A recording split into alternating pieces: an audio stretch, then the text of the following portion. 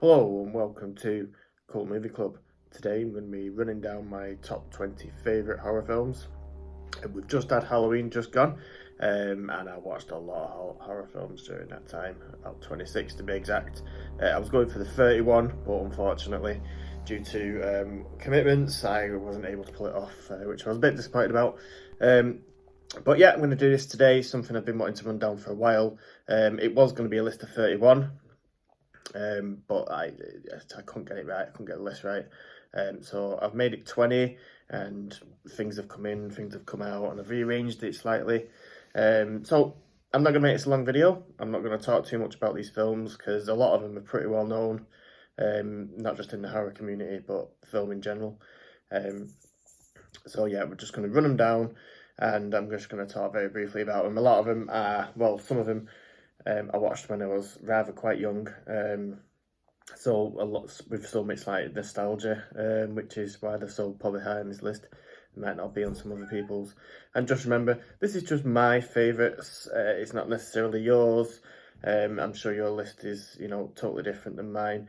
This is just my personal favourites. So kicking off then at number 20, we have Switchblade Romance, which is a film I saw in the early 2000s, French film. Alternative title, I think, is it's high tension, I think, and that is a very literal title because for the first good hour of this film, the tension is like sky high, rocket sky high. This film stayed with me for quite a while after I seen it. Very very memorable. There is. I think it deserves more praise than it gets. There is the ending is very divisive.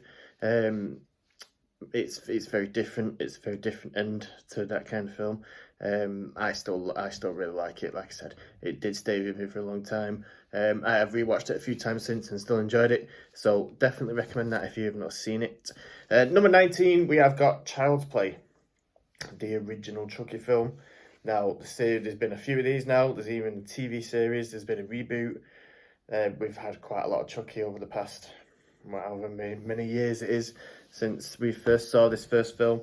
The series did, after the first few films, go more into comedy. And then more recently, they've tried to bring it back back to its roots. This is my favourite, though, the original. It came out, I think, in the late 80s. During the big Freddy boom and all that, and I remember seeing it quite early on. And yeah, it's a really good horror film. They do a really good job of building up the story. This kid's got this doll. It's a good guy doll. It's supposed to be a really, it's supposed to be his friend, and then little does he know there's like a serial killer spirit inside the doll. And we, the audience, can see that the doll is alive and doing all these really horrible things, and the kid can see it, but none of the grown-ups obviously believe him, and it builds like that until obviously then it's all out of the bag. Really, really good. Really enjoy the original. Bride of Chucky is also quite good, but like again, that's more comedy. I suppose you could call it horror as well. The stuff after that I wasn't really a fan of. Next, number 18, we are going into Italian horror territory here, produced by Dario Argento and directed by Lamberto Bava. It is Demons, that in the early 90s I found in I suppose it would have been like a pound shop now, in a dump bin. And the cheap VHSs back then in the UK, they used to come in these like the American ones did, in the cardboard sleeve. And I picked up Demons. Oh, I didn't pick it up, but whoever was with God bought it for me, and I absolutely loved it. I thought it was really good. Loved it when I was a kid. And then obviously Arrow, horror cult movie label. That was one of their first releases. I immediately jumped on that, and I'd not seen it for a long time before that. And I enjoyed it even more. It's a great film. If you want to start getting into Italian horror and giallo and stuff like that, this is a good gateway film. It's got a really good soundtrack, really good heavy metal soundtrack. You got like Billy Idol on it and loads of 80s metal artists on it, and it's just nuts. All takes place in like a cinema. There's like a bit of a meta thing going on with it as well. It's really impressive. Staying with the Italian cinema, at number 17, we have Zombie Flesh Eaters, or as it's known in most other places, Zombie 2, which was supposed to be Italian kind of rip-off of Dawn of the Dead and partial sequel, unofficial sequel. And it also ended up on the 1980s video nasties list. I was banned for quite a long time, until the early 2000s, which is when I saw it. And it's a great zombie film. The zombies in this film are the best zombies I've ever seen on film. It's really good. It's really violent. There's a lot of gore. It's directed by Lucio Fulci. So if you've seen any of his films, then you know kind of what you're getting into here. Yeah, highly recommended. Staying with zombies, and we were talking about Dawn of the Dead. Night of the Living Dead is my next one. I love the original trilogy of zombie films that he did. Day is very, very close to my favourite, but I went for this one. I watched it recently, and it still packs a punch. It's my favourite of those three. It's like the original zombie film. This is like 1968, I think. It is black and white, but I think that just makes it even scarier, really. I think that's what makes it work. And there's like a shock ending. And, people hadn't seen this back then. It was quite shocking at the time. Not really shocking now, but still a great film. At number 15, a more recent entry, it's Sinister. I saw this at its premiere in the UK a good week or two before it was released. And I wasn't expecting that much, really. But I did really enjoy it. And it scare, it has got jump scares in it and stuff like that. But it's really effectively done.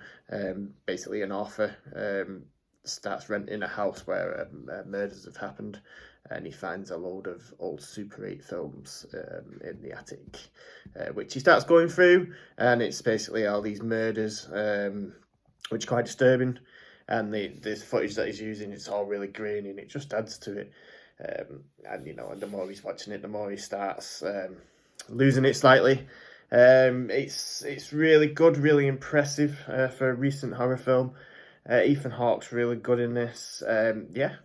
Recently, it was a study was conducted, or a science experiment, and they basically hooked up a load of volunteers to these heart monitors and made them watch like 10 horror films, I think.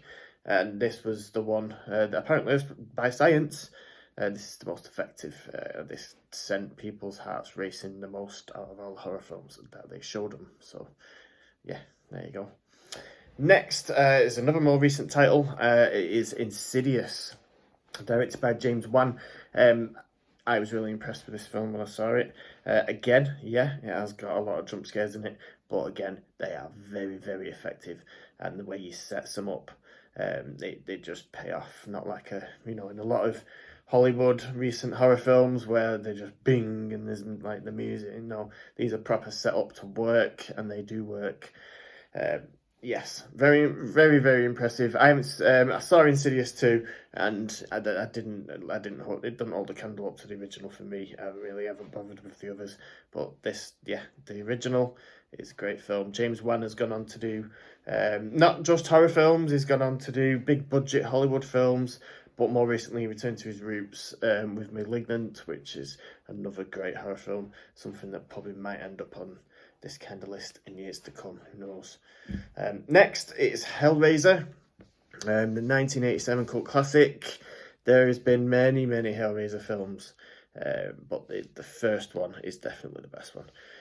The second one is pretty good. The third one's alright.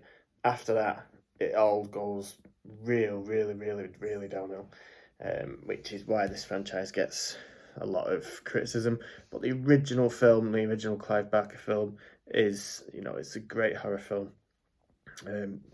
It all takes place in like a house, and the main character Pinhead is not really in the film that much, but when he's in it, obviously the presence is it's, everyone remembers it basically. Doug Bradley did an amazing job bringing that character to life. Next we have Halloween, the original John Carpenter film. The best of all the Halloween films for me. The Rob Zombie Halloween film, no, And the reboot, the new reboot, yeah, that's pretty good. I've not seen Halloween Kills, but I've heard good things. The original is the best one for me. A really effective slasher film. It's John Carpenter. He was really heading into his prime here. There was nothing. This kick-started a massive 10-year boom of slasher films, basically. Like I said about the sequels, they immediately did Halloween 2 straight after this, which followed on from the events in this film, and then the third film kind of just ignored all that and did something different. And then the fourth film, which I think is a pretty solid sequel, kind of went back to the Michael Myers story, but using different characters. But the original is where it's at. That theme tune, amazing. Next is a British film, The Descent, which I saw when it came out. The director had just previously done a film called Dog Soldiers, which was pretty different. And then I saw this not long after, and yeah, this is a scary film.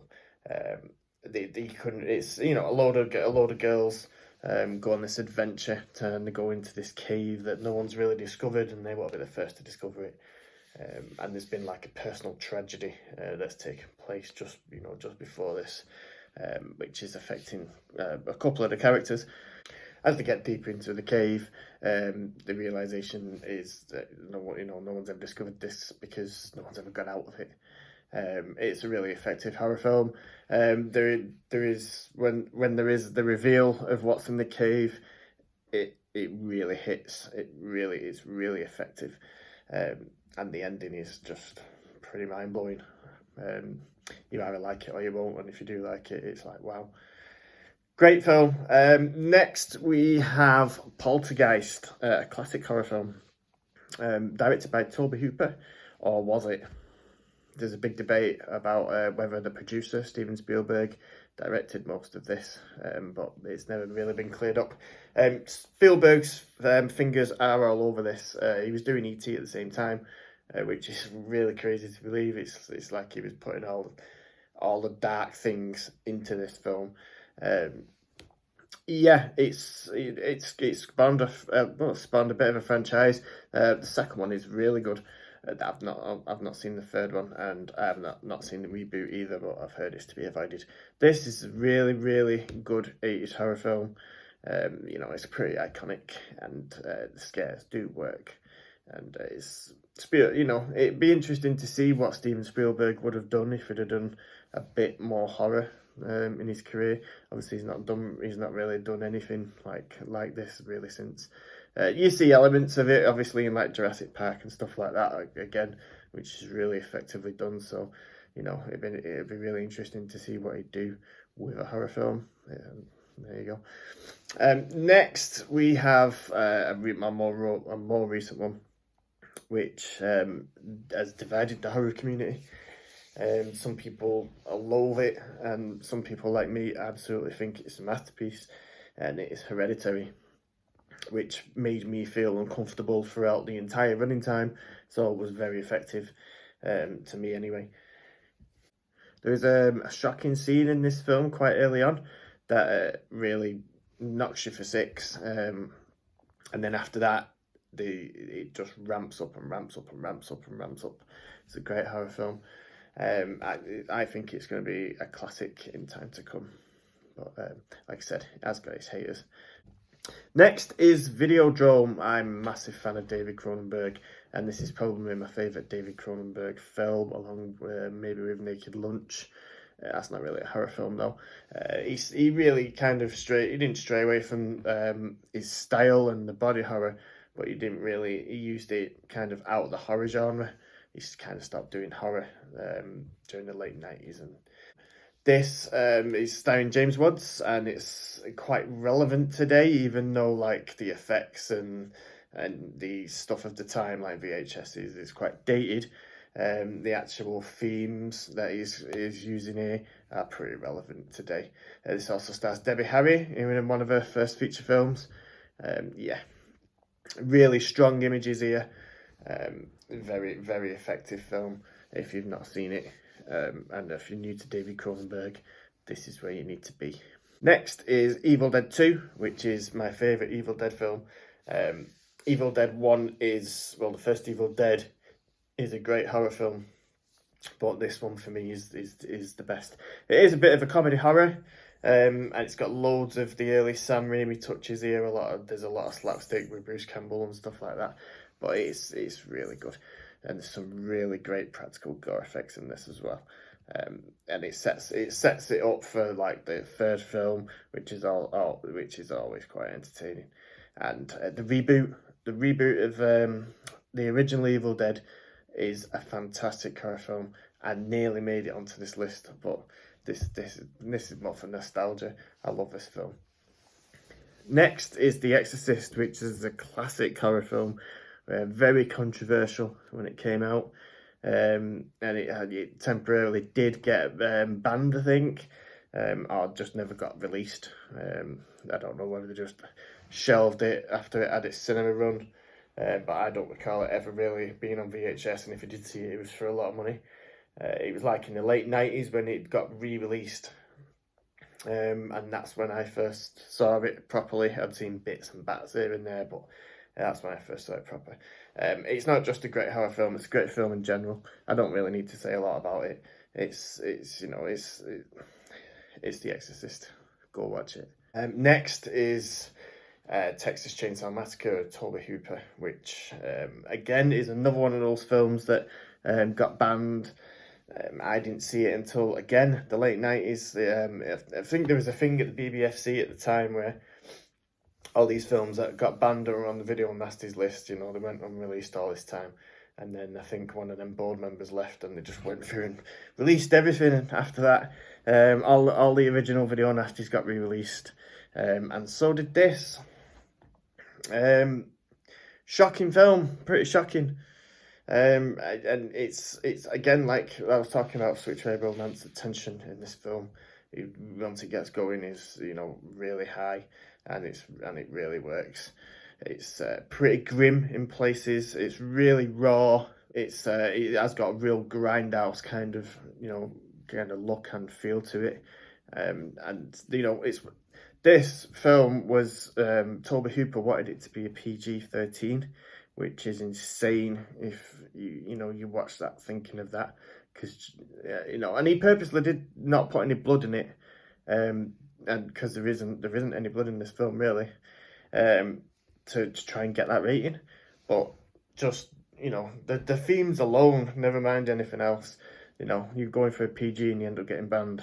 That's very effective film, very effective horror film.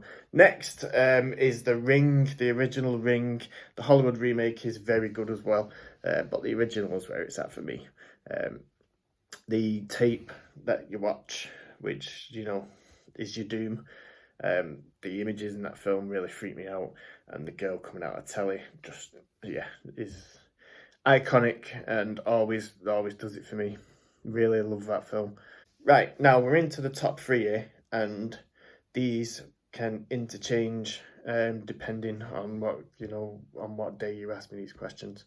So these three, either one of these could be number one if you asked me on a different occasion. Right now, they're in this order, but they could be, if you asked me next year, they could be in a different order. So just bear that in mind with these top three. So at number three, we have Stanley Kubrick, The Shining, which is a chilling film. Stanley Kubrick, any genre he took on, he did the perfect film in that genre. So he did, Full Metal Jacket is a great war film. And then you've got a great science fiction film with 2001. And here we have a great horror film with The Shining, one of the best in my opinion. Stephen King hates it, but I'm sorry, this for me is pure horror. The imagery in some of this film is nightmarish. The blood coming down the corridor, the two twin girl ghosts, the woman in the bath gets me every time. The music, when the credits are going up, that just straight away, it's a great film. Jan Nicholson, amazing in this film. Very superbly directed again by Stanley Kubrick. Yeah, great. And at number 2, we have John Carpenter's The Thing, which, yeah, is one of my favourite horror films of all time. The practical effects in this film are amazing. It's a real shame that this flopped at the time, although they did release it pretty much the same time as another alien film, E.T., and that was like a family movie, and this is a very, very bleak, grim science fiction horror film, but it is an amazing science fiction horror film. Like I said, the effects are amazing. Kurt Russell is really good in this, one of his best roles. That and Snake Plissken, which again, Escape from New York, another John Carpenter film. John Carpenter was in his prime here. The soundtrack, although not a Carpenter score, it was Ennio Morricone, is fantastic and only adds to the atmosphere and the paranoia of the characters. I love this film, absolutely amazing. Okay, so we're on to number 1, which is a film I saw quite early on, and loved it and chewed up all the sequels. It's obviously Wes Craven's A Nightmare on Elm Street, which was the birth of one of the greatest horror characters, Freddy Krueger. Yeah, I saw this film early, and the reason I love this film so much, it's not just for nostalgia, although that does play a big part. But it's really mad because they're in like this dream, they're in dreams and stuff like that. The ideas, and it's really imaginative what they do in the set piece and stuff like that, because you can do anything. It's a dream. And yeah, Freddy Krueger, Robert Englund made that character really memorable with, these presents and the lines he's given. There was an immediate sequel, Freddy's Revenge, which wasn't as good, but I still really like that film. And then you had The Dream Warriors, the first film where Wes Craven was back on board as a producer, which is very close to this in quality. Again, if you ask me, in a couple of weeks, I might say Dream Warriors is my favourite Nightmare on Elm Street film. That's how much I like it. And then they went off a bit after that. 4 and 5 are nowhere near as good. 6 is just like a full-on crazy comedy horror, which lost a lot of fans. And then Wes Craven came back on board and did New Nightmare and brought the series back to, some kind of quality. They did a reboot of this to try and restart the series about 10 years ago in about 2010. And although they had a great actor as Freddy Krueger and Jackie Earle Haley, the material just wasn't there. And it lost the imagination of the earlier films, and it was kind of just going down a generic path, and it didn't work. And they've left it alone since. There is talk of another reboot and maybe Robert Englund's involvement, but we will see. But yeah, that is my favourite horror film, and that is my top 20 favourite horror films. Like I said, these are just my favourites. What are your favourites? Let me know in the comments. Thank you for watching, and I'll see you again soon.